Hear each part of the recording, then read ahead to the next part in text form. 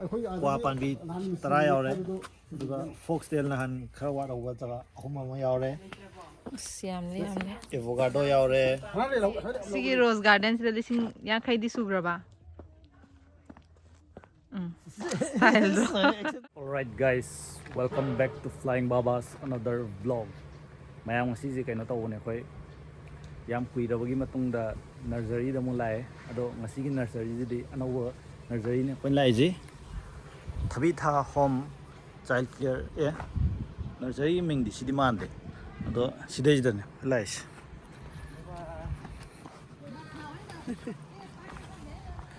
lai phanam lai re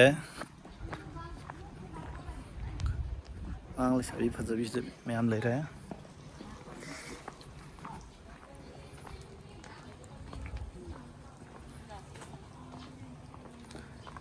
Chandramukhi hoy den trese ma Chandramukhi ni siga si plastic mal moi ma chu change stock te khoi loi change stock re nate moi nauri bane nauri city side a to amor bo ha te city isidi baba wow okay sumba gamla jra ja piram mo he ising yang khai squeeze piram mo je si macha se sin tara chalo hai phagi mauna plastic ne se plastic ni fiber ne ba adu palsing yang khai sumba piram mo ba asigum bisina bisin 15 20 aja bhai manung de explore taw jela se cameraman or moi ye kai kai laiba ye mena ji lo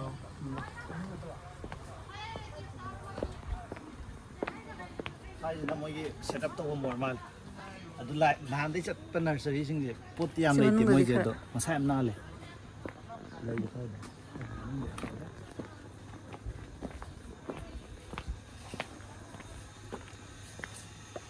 cream de le re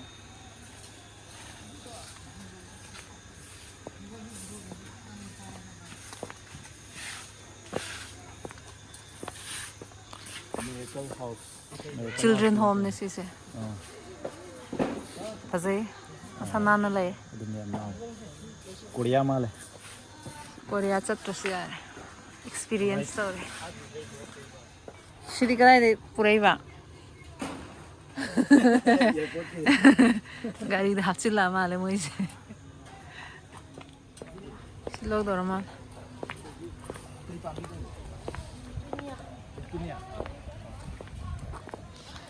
si tha kya sath next April March में तो सकते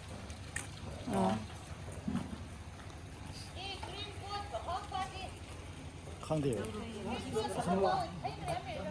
white ka sigana yam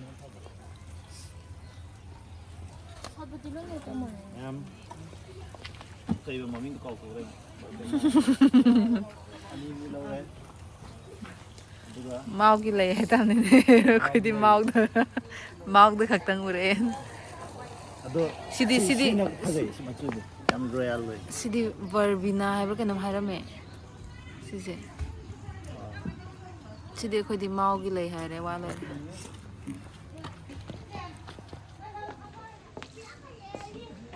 si kai no drumstick drumstick smoi chandro si am thole dalia ira to thole moi chandro ki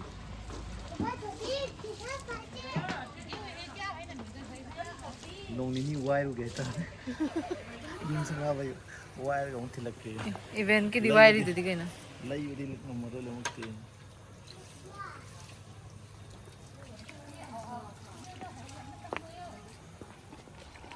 meram mo angang mayam se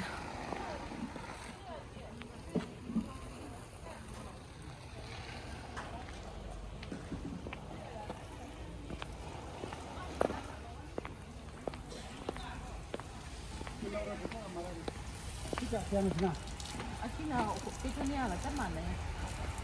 Palitin mo yaw ko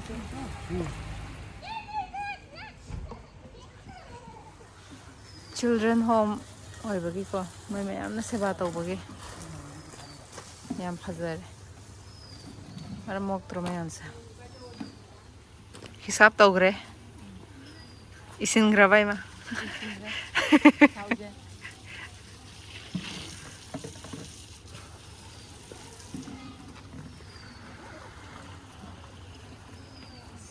Ako'y gari si di ko moto. Siwa nan Si banan mali. Lising ahong gimal chang yaw ray karang sada. section na tawde ya. Donjing gro. Alright. Rose. Next second location Rose Garden da. Koi mungi blog namu moile mo Rose Garden. Ano ko kay lege ye ngor se ma'am. Let's go follow me. Sai matang si yoksila di kari thiri no khangdre ha bunga. Pang chat le kari thiri no khangde. Siyo. Si handak matang sida taruk taret suramani. Chatpa. Tan video namdo je phanam yaw. Taruk taret sure kari yengi no khangzilak si matang si yoksila de. Papaya lupa kun biyo papaya nan le kusam mang helo ma. Batsa mang. Adum to Sigi Rose Garden sida lising yang khay di helamani no. Yang kay di nahan helamani da. Mati lay do. Mga tara toga. Yam logan da di. Yam mo. Mama khangam ni hange. Mama. Sigi Rose Garden sida lising yang khay di subra ba. Style do. Ngasi lay khitang khaktu su lising ahum. Adudi am tang na lay re khoina.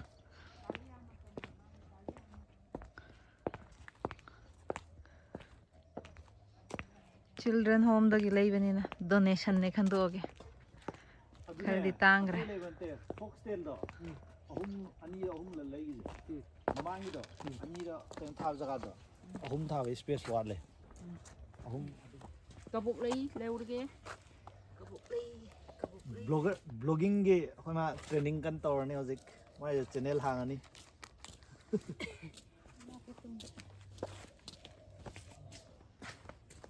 Kabok lay ani loading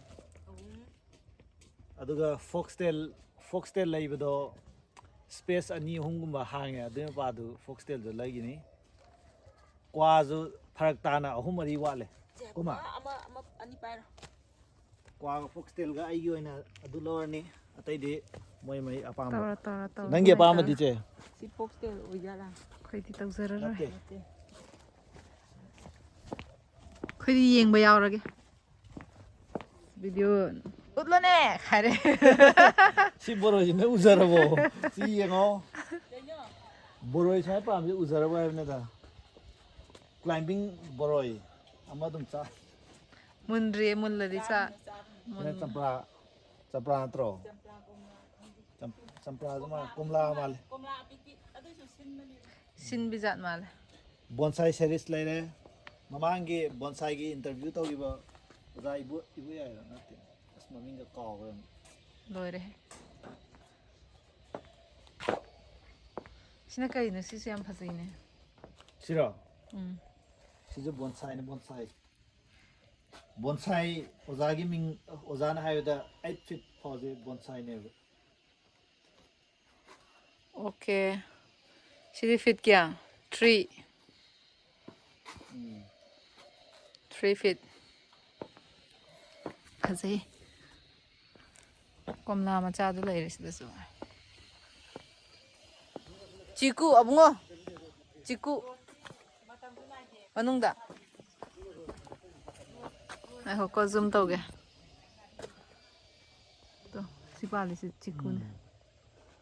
Chiku ji kari ko ba. khangde je Sapota. supporta Khangde dai ja. aza ya lega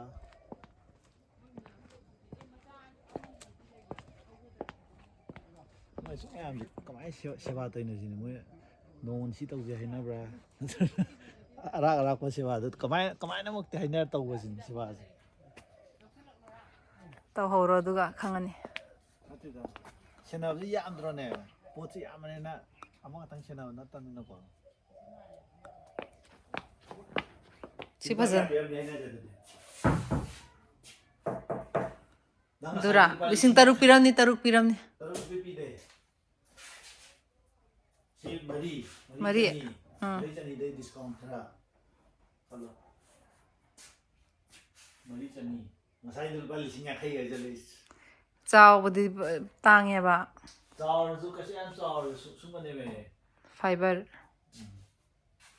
ꯁꯤꯃꯦꯟꯠꯀꯤ ꯍꯩꯕ ꯑꯗꯨꯃꯥꯏꯅ ꯆꯥꯎꯔꯗꯤ ꯈꯪꯗꯦꯕ ꯁꯤꯃꯦꯟꯠꯀꯤ ꯎꯕꯗꯗꯤ ꯅꯠꯇ꯭ꯔꯒ ꯑꯩꯅ ꯌꯦꯡꯕꯗ cement ꯑꯣꯏꯔꯝꯃꯅꯤ ꯁꯤꯃꯦꯟꯠꯀꯤ ꯍꯩꯕꯗꯣ ꯁꯨꯝꯕ ꯐꯥꯏꯕꯔꯗꯤ ꯑꯗꯨꯃꯥꯏꯅꯗꯤ ꯇꯥꯡꯗꯦꯕ ꯑꯩꯈꯣꯏꯅ ꯄꯥꯝꯖꯔꯗꯤ ꯑꯩꯈꯣꯏ ꯄ꯭ꯂꯥꯁꯇꯤꯛ ꯕꯣꯇꯜ ꯄꯨꯔ ꯁꯥꯍꯟ ꯌꯥꯏꯒꯅꯤ ꯁꯤ ꯁꯥꯟꯅꯕ ꯁꯨꯝꯕꯁꯤ ꯑꯣꯏꯔꯗꯤ ꯌꯥꯏꯑꯕ ꯁꯤꯒꯨꯝꯕꯁꯤ ꯑꯣꯏꯔꯝꯃꯅꯤ ꯑꯩꯅ ꯍꯥꯏꯗꯅ ꯁꯨꯝꯕ ꯑꯣꯏꯔꯗꯤ ꯇꯥꯡꯉꯦꯕ ꯁꯤ ꯔꯣꯁꯁꯦ ꯍꯧꯖꯤꯛꯇ ꯂꯥꯛꯇ ꯉꯥꯏꯔꯤ ꯍꯥꯏ ꯀꯣꯜꯀꯇꯥꯗꯒꯤ ꯄꯨꯔꯛꯑꯦ ꯑꯩ ꯈꯟꯗꯧꯔꯦ ꯑꯃꯨꯛ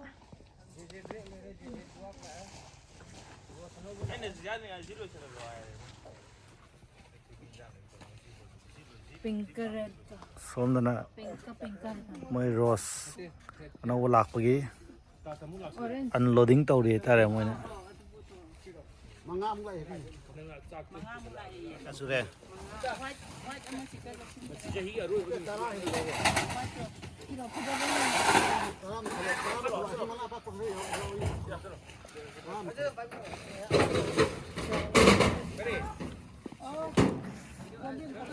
ꯈꯟꯕ ꯂꯣꯏ ꯅꯥꯏꯗ꯭ꯔꯦ ꯑꯩꯗꯤ ꯋꯥꯁꯜꯂꯛꯑꯦ ꯆꯨꯝꯃꯦ ꯍꯥꯄꯝꯅꯦ ꯌꯨꯝ ꯌꯧꯕꯗ ꯇꯠꯈꯤꯅꯕꯅꯦ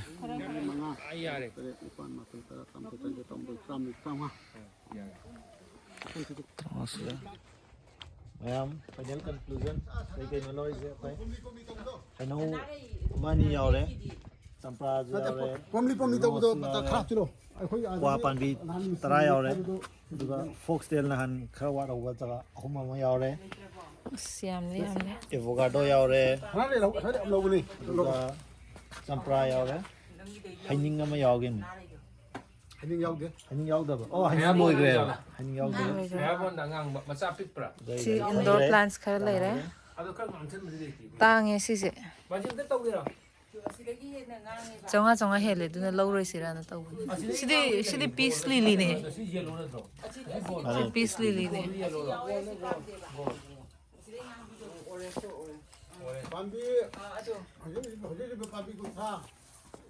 ꯑꯗꯣ ꯌꯥꯝꯃꯟꯗꯅ ꯒꯥꯔꯤ ꯍꯥꯞꯄ ꯆꯟꯗꯗꯅ ꯑꯩꯈꯣꯏ ꯑꯣꯇꯣ ꯑꯃ ꯋꯥꯏꯔꯒ ꯑꯣꯇꯣꯗ ꯍꯥꯞꯄ ꯊꯥꯔꯛꯑꯅꯤ ꯑꯗꯣ ꯑꯣꯇꯣꯗꯣ ꯍꯧꯖꯤꯛ ꯂꯥꯛꯇ꯭ꯔꯤꯕꯒꯤ ꯑꯩꯈꯣꯏ ꯊꯅꯝꯃꯒ ꯑꯩꯈꯣꯏ ꯅꯍꯥꯟ ꯌꯨꯝ ꯆꯠꯈ꯭ꯔꯒ ꯀꯣꯟꯅ ꯂꯥꯛꯆꯔꯅꯤ ꯗꯦꯂꯤꯚꯔ ꯇꯧꯖꯔꯅꯤ ꯑꯩꯈꯣꯏꯁꯦ ꯁꯤ ꯄꯣꯠꯁꯨ ꯌꯥꯎꯔꯦ ꯁꯤ ꯃꯌꯥꯝꯁꯨ ꯑꯩꯈꯣꯏꯅꯦ ꯑꯗꯨꯒ ꯑꯁꯣꯝꯗꯁꯨ ꯔꯣꯁ ꯈꯔ ꯂꯩꯍꯧꯔꯤ ꯔꯣꯁ ꯈꯔ ꯂꯩꯍꯧꯔꯤ 20 ꯂꯩꯔꯝꯅꯤ ꯄꯣꯠ 20 ꯄꯩꯁꯥ ꯄꯥꯟꯅꯗ꯭ꯔꯦ ꯄꯩꯁꯥ ꯄꯥꯔꯒ ꯂꯨꯄꯥ ꯀꯌꯥ ꯇꯥꯔꯒꯦ ꯑꯝꯇ ꯌꯦꯡꯉꯤꯁꯦ ꯂꯤꯁꯤꯡ 10 ꯍꯦꯟꯅꯤ ꯆꯠꯂꯍꯦ 10ꯗꯤ ꯍꯦꯜꯂꯅꯤ ꯉꯁꯥꯏ 20 ꯍꯦꯟꯗ꯭ꯔꯥ 10 ꯇꯥꯗꯧ ꯃꯥꯜꯂꯦ ꯀꯩꯅꯣ ꯍꯥꯏꯔꯗꯤ ꯑꯇꯥꯡꯕ ꯌꯥꯝ ꯌꯥꯎꯋꯦꯕ ꯁꯤꯁꯦ ꯁꯤ ꯄꯤꯁ ꯂꯤꯂꯤꯁꯨ ꯇꯥꯡꯉꯤꯅꯦ ꯃꯥꯏꯁꯦ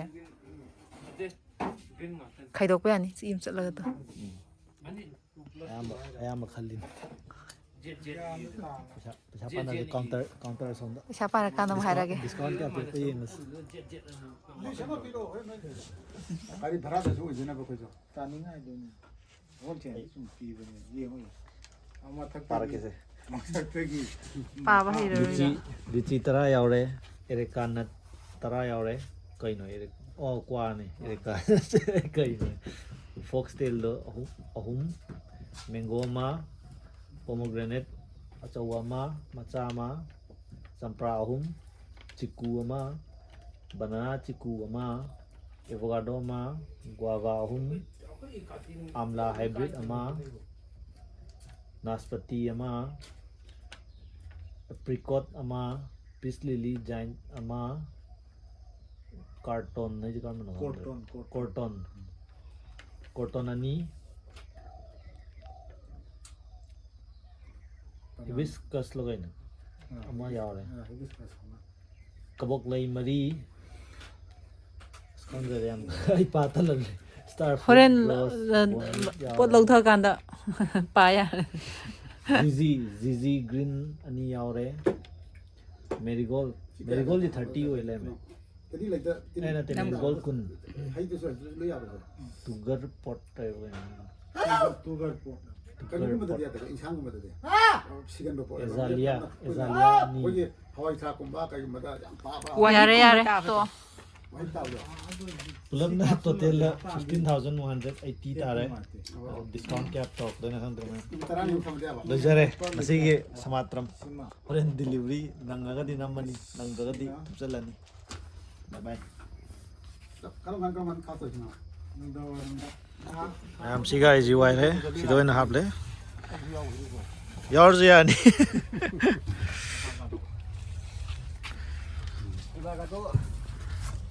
Ada yorga yeng se ma'am. Oina halamage. Mapan da zo phanam lermi. Asi khoi gira khoi na tabra kaw gra. Se khoi gira. Oh na tamal. Mi lok tho tham le ri se da phanam. Lore ma'am. Bye bye. Taro bye bye. Bye bye.